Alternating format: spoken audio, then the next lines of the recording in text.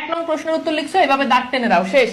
কিন্তু মেয়েরা কি করে, এইভাবে প্রথমে একটা লাল কলম দিয়ে দাগ দিবে, এরপর এখানে একটা পিঙ্ক কালার দিয়ে দাগ দিবে, এখানে একটা সবুজ কালার, এখানে একটা ইয়েলো কালার, এতটুকু পর্যন্তই করে না। এরপর কি করবে, আবার পিঙ্ক কালার দিয়ে আবার এইভাবে এইভাবে এইভাবে এইভাবে এইভাবে এইভাবে ডিজাইন করে।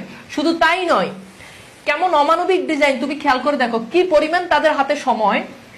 পিঙ্ক কালার কলম দিয়ে এরকম দাগ টানে, এরপর রেড কালার কলম দিয়ে আবার এইভাবে দাগ টানে।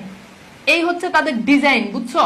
এরপর শুধু তাই না, আমি এমন একটা মেয়ে পাইছি, ওই এক নং প্রশ্নের উত্তর লিখছে, এক নং প্রশ্নের উত্তর লিখে ওর ডিজাইনটা তুমি খেয়াল করো, ও এরকম দাগ টান দিছে, এরপর ও গোলাপ ফুল গাছ আঁকছে, এরকম এরকম গোলাপ ফুল গাছ আঁকে ডিজাইন করছে। এগুলো কি, কিছু কিছু মেয়ে আছে এক নং প্রশ্নের উত্তর লিখে এরকম এই যে ডেউ খেলে, মনে হয় যে ও জামাই নিয়ে হানিমুনে গেছে, ও ডেউ দেখতেছে, আর পরীক্ষার হলে গিয়ে এক নং প্রশ্নের উত্তর লিখে ডেউ আঁকতেছে। এগুলো খুবই অমানবিক, অমানসিক অত্যাচার শিক্ষকদের উপর।